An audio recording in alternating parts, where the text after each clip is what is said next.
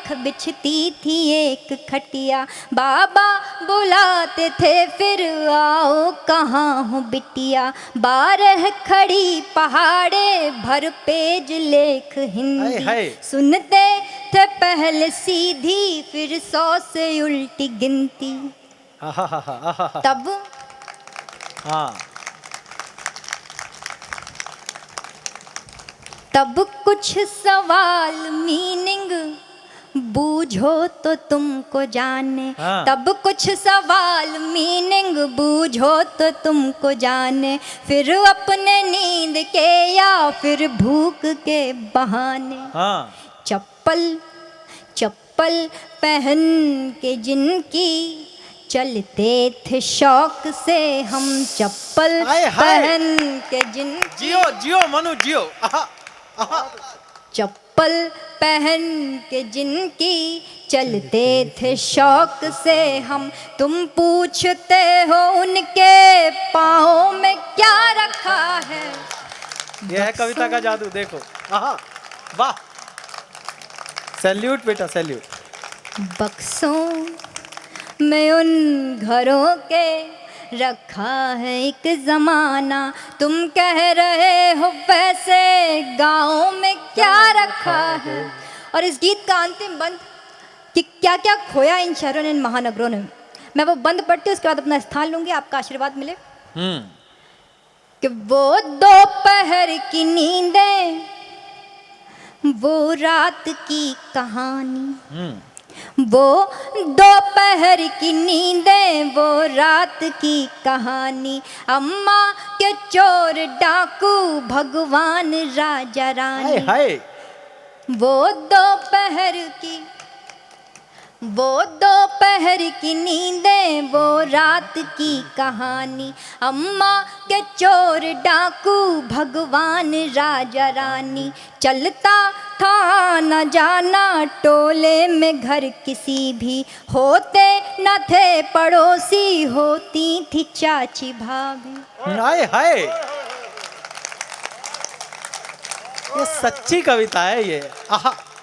कि वो दोपहर की नींदें, वो रात की कहानी, अम्मा के चोर डाकू भगवान राजा रानी, चलता था न जाना टोले में घर किसी भी, होते न थे पड़ोसी होती थी चाची भाभी, जाते थे देखने जब बोरिंग से बहता पानी, यह खेत मेढ़ कुइया ये बाजरा वो धानी, कंधे कंधे पे जो पिता के घूमे हैं बैठ सारा, कंधे पे जो पिता के घूमे हैं बैठ सारा, क्या क्या बताएं ऐसे गाँव में क्या रखा है बक्सों में। वाह वाह,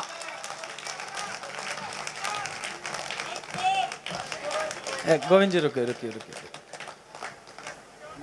हाँ रुक जाओ गोविंद जी रुक जाओ। देखिए, कवि चाहता है कि अच्छे लोगों तो दोबारा आए वो, लेकिन वो दोबारा आए इसके लिए अभी मुझे ऐसा लगता है कि मनु के साथ अभी न्याय नहीं किया आप लोगों ने। एक बार तालियां उठाइए ताकि मनु को आना पड़े। हाँ बेटा।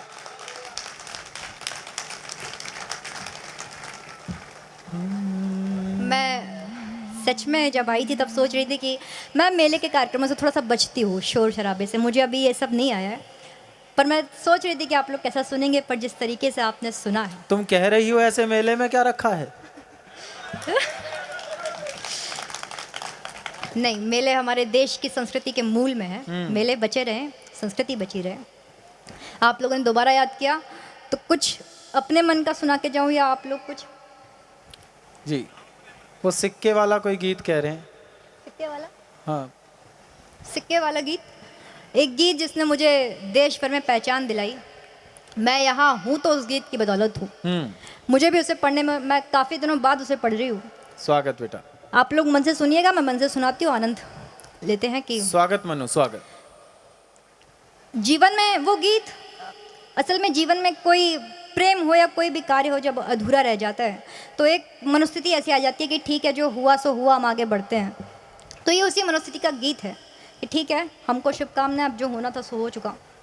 मैं गीत शुरू कर रही हूँ, इसी मेले संस्कृति का निकला हुआ गीत है। मैं गीत शुरू करती हूँ, आप सुने, आशीर्वाद आप तक, आपका मेरा मुझ तक पहुँचे। पढ़ती हूँ।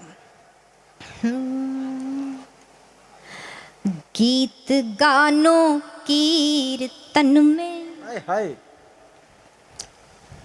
गीत गानों कीर्तन में, आरती में आचमन में, गीत गानों कीर्तन में, आरती में आचमन में, ध्यान व्रत पूजन हवन में, मंत्र श्लोकों में भजन में, एक ही वरदान मांगा, प्रेम का यह दान मांगा, एक ही वरदान मांगा, प्रेम का यह दान मांगा, पर प्रबल है भाग्य के फल, है विफल सब साधनाएं, हो विधानों को बधाई, है हमें शुभकामनाएं।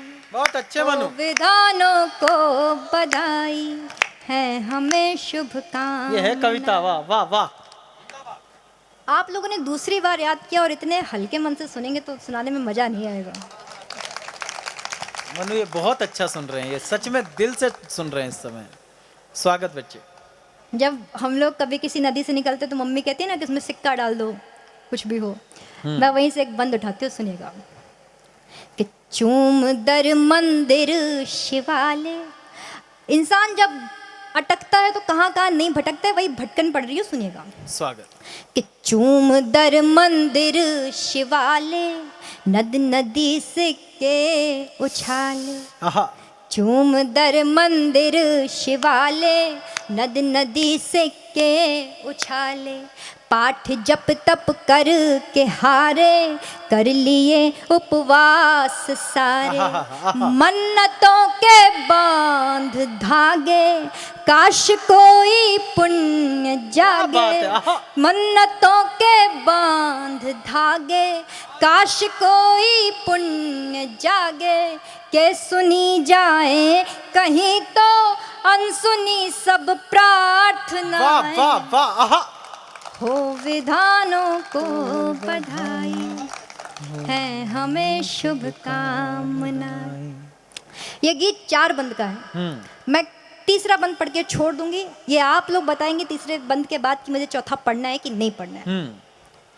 एक प्रसंग उठाती हूँ कि जब कन्हैया सब कुछ छोड़ छाड़ के मथुरा चले गए थे तो उन्होंने वहाँ से उद्धव को भेजा था गोपियों को समझाने के लिए कि वो सब छोड़ छाड़ के ना बैठे। तो उद्धव आए हुए हैं यमुना तट पर और वो गोपियों को समझा रहे हैं, लेकिन गोपियाँ कहती हैं कि उद्धव, ज्ञान के प्रवचन विफल हैं, प्राण लेके प्रण अटल है।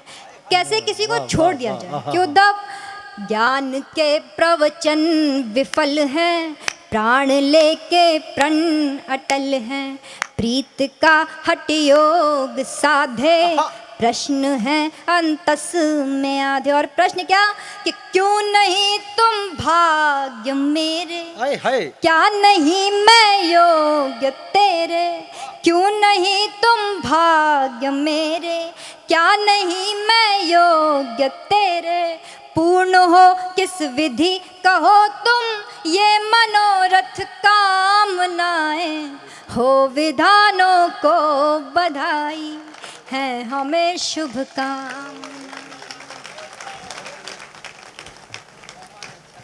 यद्यपि ये परंपरा नहीं है, लेकिन अभी गौरव मेरे पास आए और उन्होंने बताया कि पुत्री भाव से कैलाश जिंदल जी ने मनु के लिए एक राशि भेजी है।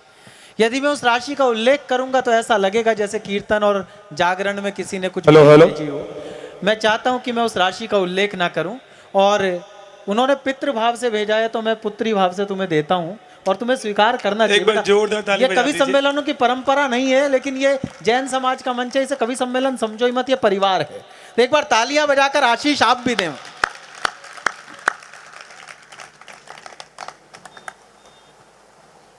मैं दोबारा आपके प्राण पीने खड़ा नहीं हुआ। मैं एक विशेष प्रयोजन से खड़ा हुआ हूँ। जिस तरीके से आप कविताएं सुन रहे हैं, जिस तरीके से आपने मनु वैशाली को सुना, मुझे एक शायर की दो पंक्तियां याद आती हैं कि अदब के नाम पर महफिल में चर्बी बेचने वालों, अदब के नाम पर महफिल में चर्बी बेचने वालों, अभी वे लोग जिंदा हैं जो घी पहचान लेते हैं। तो निश्चित रूप से आप जिस तरीके से सुन रहे हैं, मैं प्रणम्य हैं आप लोग। मैं अब उस शख्स को आवाज़ देना चाहता हूं जिसने बेहद खूबसूरत तरीके से संचालन भी किया और इस पूरे कवि सम्मेलन की एक लाजवाब टीम बनाई। अभी तक अगर हर कवि ने अपना काम पूरा किया हो तो वो श्रेय चिराग भाई के हिस्से में जाता है। मैं चाहता हूं टीम के गठन के लिए एक बार चिराग भाई के लिए और उनके संचालन के लिए दोनों हाथ ऊपर उठाकर ताली बजाकर बताएं कि उन्होंने एक अच्छा काम किया है। मैं उन्हें मंच पर आवाज़ देना चाहता हूं। उनकी तारीफ में कई बातें कह सकता हूं, कितने पुरस्कार उनको मिले हैं। काका हाथरसी पुरस्कार उनके खाते में जाता है, जैन रत्न पुरस्कार उनको मिला हुआ है, चौधरी चरण सिंह पुरस्कार उनके खाते में है, और एक सबसे बड़ा पुरस्कार जो दिल्ली शहर का ही है, ब्रज शुक्ल घायल पुरस्कार, वो भी उनके खाते में। कई पुरस्कार हैं, मैं अगर नाम लूंगा तो रात हो जाएगी।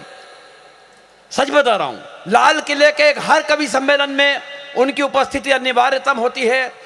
संसद भवन के परिसर में 5 बार काव्य पाठ करने का उनको अवसर प्राप्त हुआ, सौभाग्य प्राप्त हुआ। मैं हास्य व्यंग के उस कवि के लिए 4 पंक्तियां पढ़ रहा हूं, और चौथी पंक्ति के बाद जैन समाज के लोगों, आपके अपने परिवार के लिए कैसी आपकी तालियां बजनी चाहिए, यह आप तय करना कि कविता की हुई बातें